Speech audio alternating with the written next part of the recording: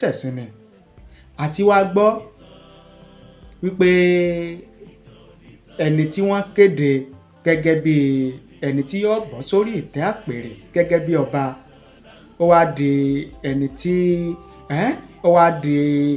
wọ́n fẹ̀sùn yíyí ìwé ẹ̀rí wọ́n fi kàn án. Tó bá jẹ́ pé lóòótọ́ ó ní ẹ̀sùn tí wọ́n fi kan ẹni tí wọ́n kéde gẹ́gẹ́ bí ọba tí ó bọ́ sórí ìtẹ́ ní Arárọ̀mí Èkìtì yìí, tó bá jẹ́ pé lóòtítọ́ ni ẹ̀sùn tí wọ́n fi kàn án wípé ó ṣe ayédèrú ìwé ẹ̀rí, ṣé irú ẹni bẹ́ẹ̀ wá tọ́ lóòtítọ́? Sírú ẹni bẹ́ẹ̀ sọ wá yẹ láti bọ́ sórí àpèrè gẹ́gẹ́ bí ọba? Làfi sọ wípé ẹjá máa rántí pé ìtàn ò ní tán o, ìtàn ò sì ní gbàgbé. N tó ń ṣe tó rò bẹ́ẹ̀ nìkan ò rí ọ yẹn, ẹni mẹ́wàá ń rí, ẹni mẹ́wàá ń wọ̀ ọ́. Ohun tá a bá wá ṣe lénìí yóò padà dìtàn bó bá dọ̀la. Ohun táwọn kan ṣe lánàá ó dìtàn lénìí, aṣọ́gẹ́ bí ìtàn lénìí. Làfi sọ wípé ẹjẹ́ àgbáyé ká sáyé re, ẹjẹ́ àgbáyé ká wùwà re, torí pé ìtàn ò ní tán, ìtàn ò sì ní gbàgbé, ìtàn ó sì sọ nípa wa. Tó bá wá jẹ́ pé ẹ̀sùn tí wọ́n fi kan ẹni tí wọ́n kéde gẹ́gẹ́ bí ẹni tí yóò bọ́ sórí ìtẹ́ àpèrè ọba Arárọ̀mí Èkìtì yìí, tó bá jẹ́ pé irọ́ paraku ni, tó jẹ́ pé àdáparọ́ ni, irú àwọn bẹ́ẹ̀ tí wọ́n fẹ̀sùn kan rú o. Otasansan rédíò and TV. A kí gbogbo ẹ̀yin lólùfẹ́ wa tẹ́ ń wò wá, tẹ̀dẹ̀ ń gbọ́ wa káàkiri àgbáláyé lórí ìkànnì yín, ìkànnì wa Otasansan TV Yorùbá. Ojú tẹ́ fi ń wò wá kò ní fọ́, etí tẹ́ fi ń gbọ́ wa kò ní di láṣẹ Èdùmàrè. Aburú ó kéré ni, ó tóbi ni, kò ní jẹ́pin wa o, lágbára dẹ́dàá. Yorùbá wa ní ọwọ́ tó bá ṣẹ́gun sí níjọbẹ̀ rẹ̀, ọwọ́ wa báyìí láfi gbẹ̀tọ́ wa, láfi gbàre ayé wa. Àní ṣàṣedànù, àní ṣàṣerí, àní ṣàṣejẹ, lágbára àdẹ́dàá. Níbo la wá ń lọ lórí ètò yín, ètò wa Oyè Ọ̀rọ̀, orí ètò tá ti máa ń ṣe àtúpalẹ̀ àwọn ìṣẹ̀lẹ̀ tó ń ṣẹlẹ̀ nílẹ̀ Yorùbá, lórílẹ̀‐èdè Nàìjíríà, nílẹ̀ Áfíríkà àti káàkiri àgbáláyé. Tẹ́yin ọ̀jọ̀gbọ́n, ẹ̀yin onímọ̀, ẹ̀yin olóye ọmọ orílẹ̀‐èdè Nàìjíríà tẹ́bà ní fi làákàyè ṣe àgbéyẹ̀wò rẹ̀ gẹ́gẹ́ bàbá sì mú wá, tẹ́sì bá ní dá sí. Níbo la wá ń lọ lórí ètò fún tèmi gẹ́gẹ́ bí ìṣe wa? A tún ti gbọ́ tuntun o, a tún ti rí tuntun lórí ọ̀rọ̀ jíjẹ ọba Olúbàdàn tilẹ̀ Ìbàdàn.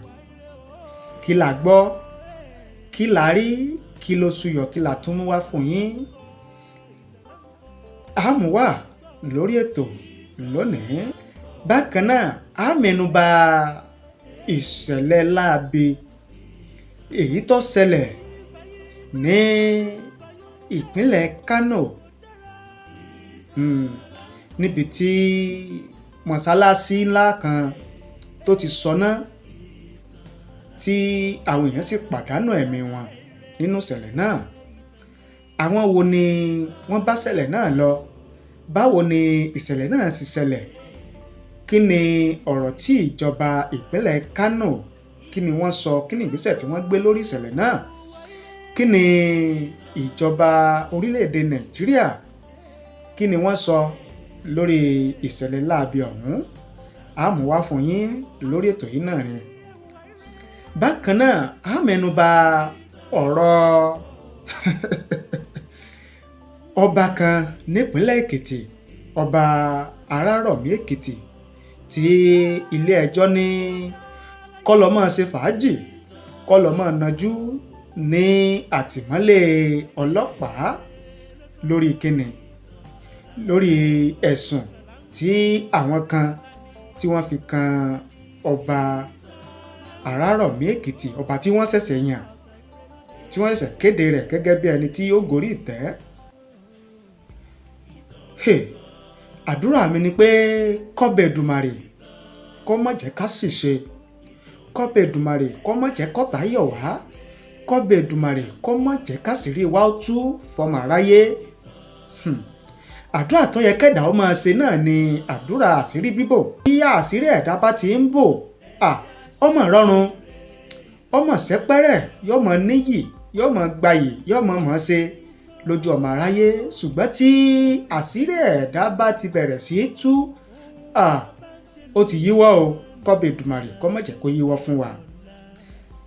A mú ẹ̀kúnrẹ́rẹ́ àlàyé ọ̀rọ̀ wá fún yín gẹ́gẹ́ bí ìwé ìròyìn bí wọ́n ṣe gbé bí wọ́n ṣe kọ lórí ọ̀rọ̀ ọba tó fẹ́ jẹ ní Arárọ̀mí Èkìtì tí ilé ẹjọ́ sọ yìí pé kọ́lọ́mọ́ ń lọ́jú lọ́gbà àtìmọ́lé ọlọ́pàá. Ṣùgbọ́n ká tó wá tẹ̀síwájú ká tó kán lu agbami ètò gangan nísànsán ẹ jẹ́ kí a mú ìkéde yìí wá fún yín kẹ́ ẹ gbọ́. Tẹ́ bá wá gbọ́ tán a wá padà wá sórí ètò a wá tú pẹ̀rẹ̀pẹ̀rẹ̀ ọ̀rọ̀ lórí àwọn kókó tí a ti mú wá fún yín. Ẹ má tì lọ o, a sì wà lórí ètò à ń padà bọ̀.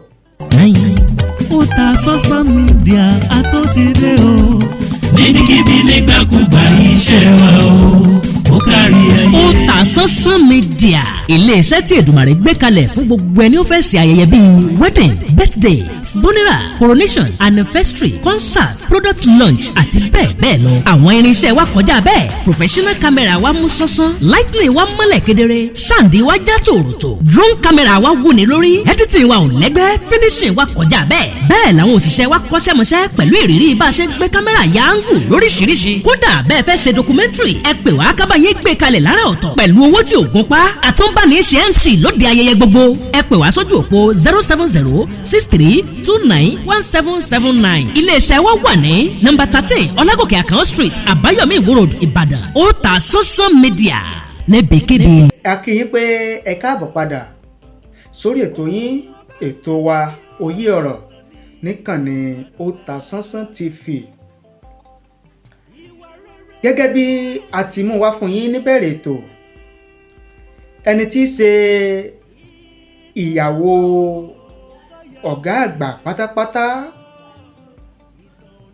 fún iléeṣẹ́ ọlọ́pàá lórílẹ̀‐èdè Nàìjíríà, Inspector General of Police Egbetokun, ẹni tí í ṣe ìyàwó rẹ̀ wọ́n gbéra ó kó àwọn ìyàwó àwọn Commissioner of Police nípínlẹ̀ kọ̀ọ̀kan, àwọn ọ̀gá lọ́gàá níléeṣẹ́ ọlọ́pàá kọ̀ọ̀kan, ó kó wọn sòdé wọ́n lọ ṣe àbẹ̀wò ẹ̀lẹ́mbẹ̀rún sí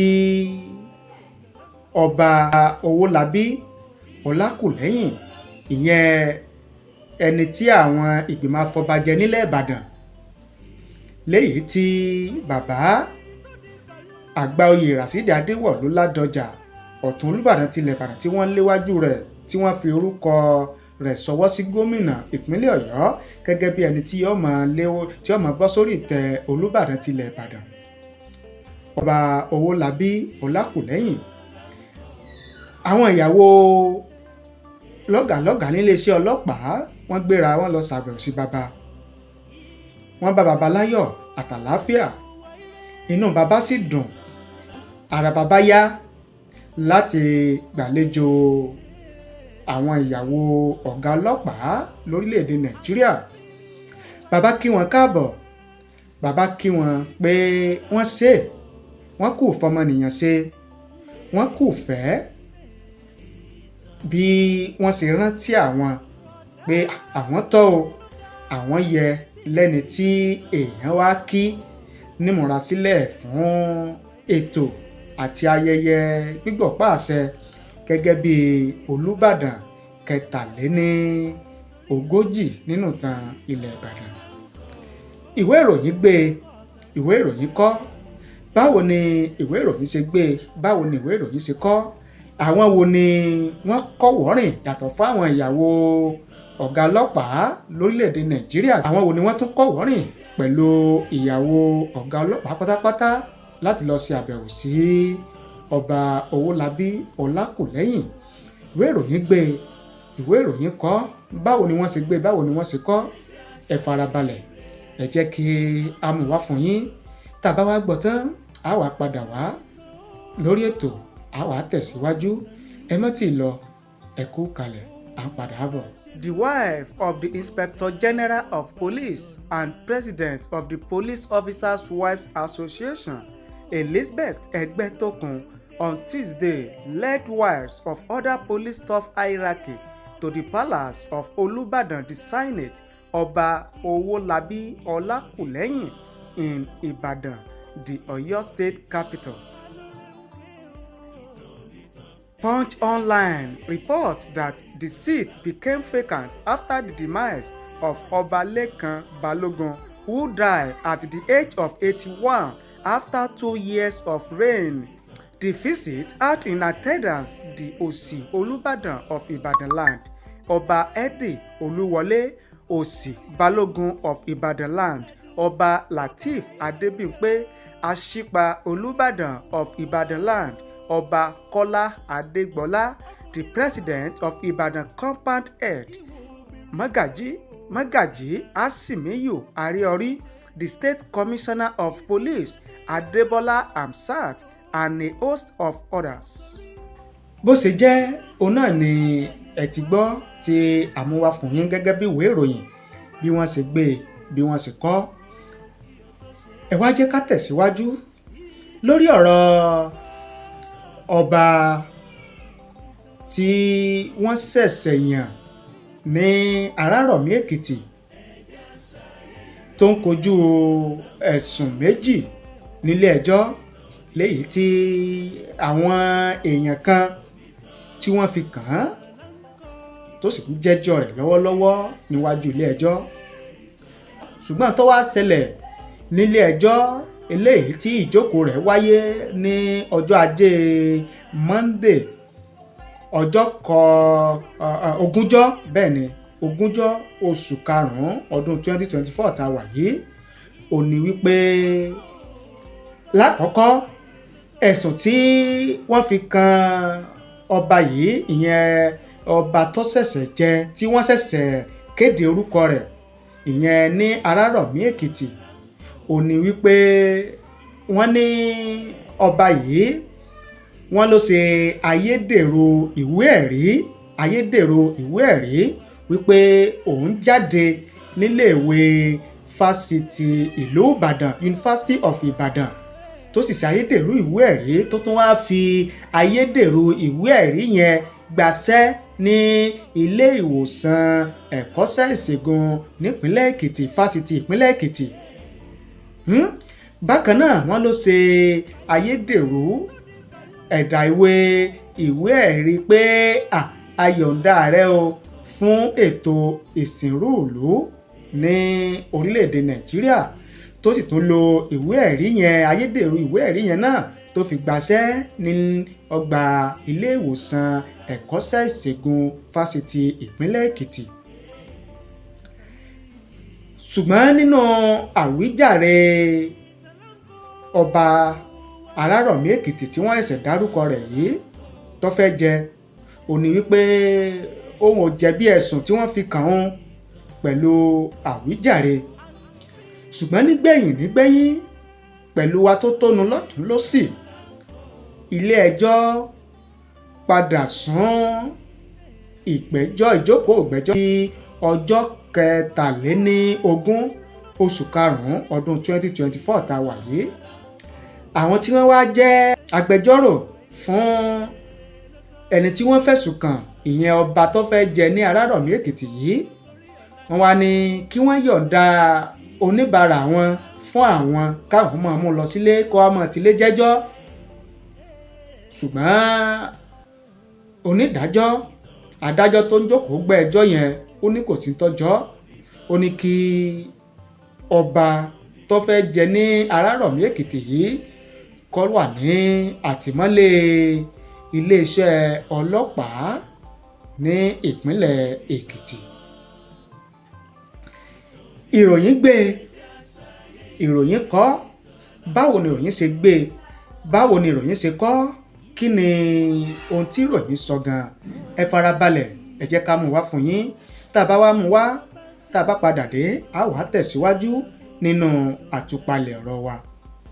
Ọba elect of Araromi Ekiti in Ekiti State, Babalola Adebomi, was on Monday arraigned at the Federal High Court in Akure, the Ondo State capital, for certificate forgery.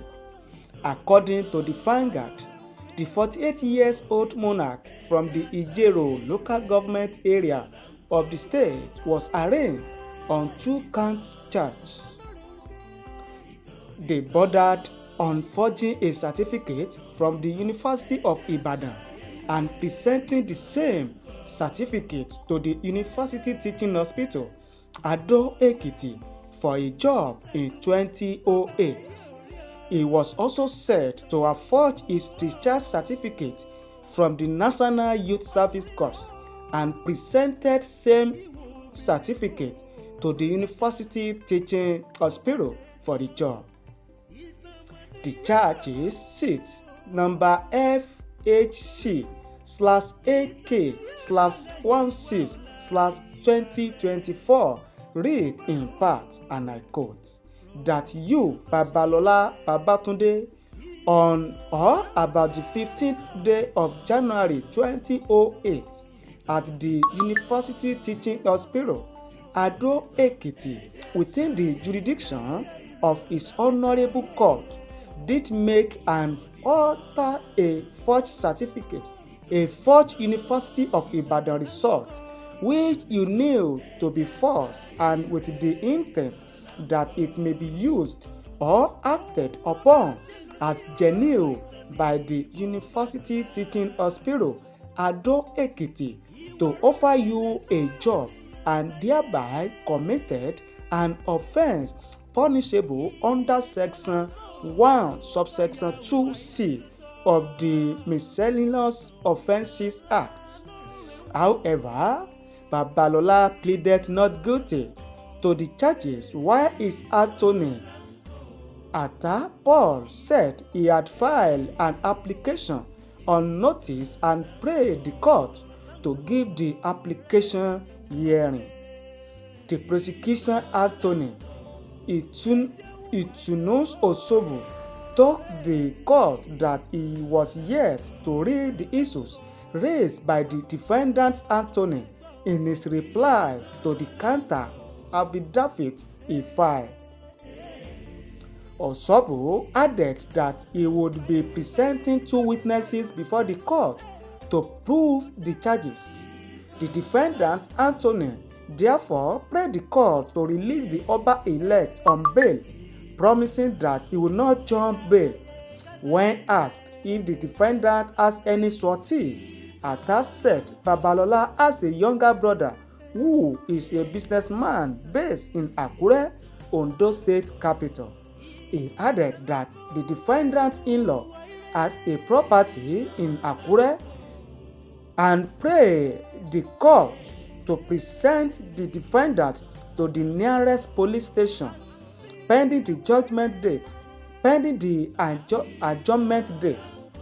In his ruling, Justice Oweye ordered that defendant Babalola Babatunde be detained in the Assistant Inspector General of Police Office and adjourned the hearing till Thursday, May 23, year 2024. bí ìwé ìròyìn Punch bí wọ́n ṣe kọ òun náà ni àtìmúwá fún yín tẹ́yìn náà ti gbọ́ yẹn. Ṣùgbọ́n lórí ọ̀rọ̀ yìí, kọ́bẹ̀ Èdùmàrè kó máa fìṣọ́ rẹ̀ ṣọ́ wa, kó máa dáàbò rẹ̀ bò wá, kó máa ṣọ́ wa lọ́wọ́ ọ̀tá ilé ọ̀tá òde, amọ́niṣe ni afàìmọ́niṣe ni àṣenìtàn bá ní dárò.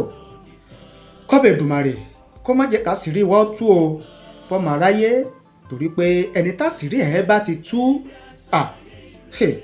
ẹ wò ó, ọlọ́mọdé á ṣẹ̀sìn ni. Àti wá gbọ́ wípé ẹni tí wọ́n kéde gẹ́gẹ́ bí ẹni tí yóò bọ́ sórí ìtẹ́ àpèrè gẹ́gẹ́ bí ọba, ó wá di ẹni tí wọ́n fẹ̀sùn yíyí ìwé ẹ̀rí wọ́n fi kàn án. Tó bá jẹ́ pé lóòótọ́ òun ni ẹ̀sùn tí wọ́n fi kan ẹni tí wọ́n kéde gẹ́gẹ́ bí ọba tí ó bọ́ sórí ìtẹ́ ní Arárọ̀mí Èkìtì yìí, tó bá jẹ́ pé lóòtítọ́ ni ẹ̀sùn tí wọ́n fi kàn wípé ó ṣe ayédèrú ìwé ẹ̀rí, ṣé irú ẹni bẹ́ẹ̀ wá tọ́ lótìítọ́? Sírú ẹni bẹ́ẹ̀ sọ wá yẹ láti bọ́ sórí àpèrè gẹ́gẹ́ bí ọba?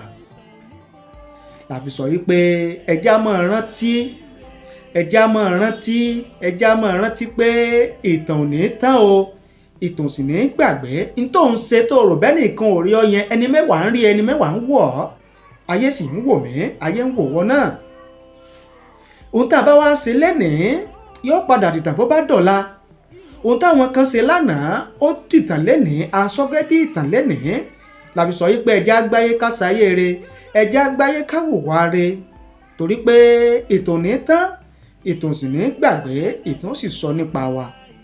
Tó bá wá jẹ́ pé ẹ̀sùn tí wọ́n fi kan ẹni tí wọ́n kéde gẹ́gẹ́ bí ẹni tí yóò bọ́ sórí ìtẹ́ àpèrè ọba Arárọ̀mí Èkìtì yìí, tó bá jẹ́ pé irọ́ paraku ni, tó jẹ́ pé àdáparọ́ ni, ṣùgbọ́n ẹ jẹ́ kí n tún máa fi eléyìí náà kí n tún máa fi pàrọwà fún gbogbo àwa ọmọnìyàn, ẹ̀dá ènìyàn, wípé kò sí ní tá a fẹ́ gbà nínú àtakò, kò sí ní tá a fẹ́ gbà nínú àdáparọ́, kò sí ní tá a fẹ́ gbà nínú ká máa ṣe lẹ́nì ní ẹni ọmọlàkejì. Èmi ò sọ yí pé ẹ̀sùn tí wọ́n fi kan ẹni yìí, mi ò sọ yí pé rọ́ ni, mi ò sọ yí pé òótọ́ ni o, ṣùgbọ́n mò ń fi òye wò ó, mò ń fi òye gbé wípé tó bá jẹ́ pé àdáparọ́ lásán ni, ẹ wo orú tí ó ti bàjẹ́ nínú ìgbésí ayé ẹni tí wọ́n dá àdáparọ́ bẹ́ẹ̀ mọ́. ẹ wo orú tó máa dá sínú ìgbésí ayé rẹ̀ ẹni bẹ́ẹ̀. Làfi sọ wípé ẹjá ká tó gbé ìgbésẹ̀, ká tó so ohunkóhun níbàjẹ́ ọmọlàkejì, ẹjá máa rántí ọjọ́ ọ̀la o, ẹjá máa rántí ọjọ́ ọ̀la, ẹjá máa rántí ọṣẹ́ aburú tí yóò mú bá ẹni tá a bá fẹ́ ṣe irú aburú bẹ́ẹ̀ sí. Ká sì máa rántí àbọ̀ tí ó padà wá dé bá ẹni tó bá ń àdáparọ́ mọ́ ni, tàbí tó bá ń ṣèbàjẹ́, tó bá ń wá ṣubú ọmọlàkejì. Yorùbá sì sọ wípé àṣebàjẹ́ tó yí tó borí, bọ́ba yé ò rí tọ̀run wò ó. Bẹ́ẹ̀ ni, àti wípé ẹni tó bá lágbára tó lè pa èkùrọ́ lójúgun, kó máa rántí ọmọ o. Àtàkóró wọnú àdó, tó bá wọbẹ̀ sọ lè mọ́ wọbẹ̀ ni. Èdùmàrè sì búyàn ní gbogbo nǹkan, kò búyàn lẹ́san o. Èmi ò ní sọ jù bẹ́ẹ̀ lọ lábalábẹ̀ yẹn. Lórí ọ̀rọ̀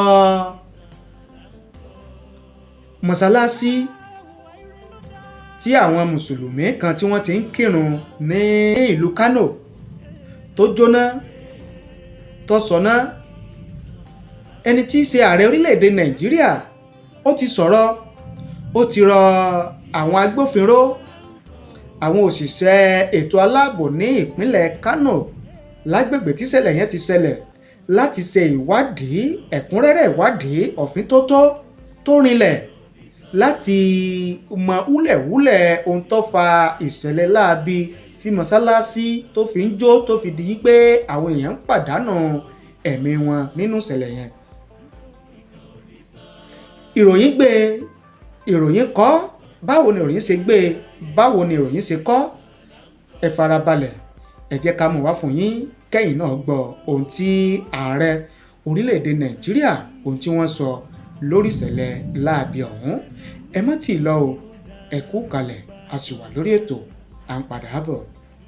President Bola Tinubu has directed law enforcement agencies to conduct a swift and diligent investigation into the fire incident at a mosque in Laraba Abasawa Council area of Kano State, which claimed several lives. and left many others injured. President Tinubu also ordered the prosecution of suspects found to be responsible for the act of arson, which led to the tragic incidents. According to a statement issued on Tuesday, May 21st, by a special advisor on media and publicity, Anjorin Ngilale, President Tinubu condemned the act of arson and expressed his condolences to the government and people of Kano State, as well as the bereaved families and all those affected. President Bola Tinubu sent his condolences to the government and people of Kano State over the fire incident that led to the death of some worshippers at a mosque at Laraba Abasawa in Gesawa local government area of the state. The president condemned the act of arson which led to this tragic development and directed law enforcement agencies to ensure diligent investigation and prosecution of suspects. President Tinubu commiserated with the bereaved families, all those affected, and prays for a quick recovery for the wounded, the statement said. Bí ìròyìn ṣe gbé e, bí ìròyìn ṣe kọ, òun náà ni àtimúwá fún yín tẹ́yìn náà ti rí, tẹ́yìn náà ti gbọ́ yẹn. Pẹ̀lú ohun tá a wá mú wá yìí, pẹ̀lú àlàyé wa láti bẹ̀rẹ̀ ètò, ẹ jẹ́ ká mọ ìwòye tiyín, ẹ jẹ́ ká mọ èrò tiyín lórí ohun tí a ti pẹ̀kẹ́lù tá a ti mẹ́nubà lórí ètò fún tòní. Ẹ fi ṣọwọ́ sí wa láàyè comment nísàlẹ̀ fídíò yìí, a kà á sì gbé yẹ̀wò. Ẹ ṣé bẹ́ẹ̀ ṣe ń wò wá o, ẹ ṣé bẹ́ẹ̀ ṣe ń gbọ́ wá.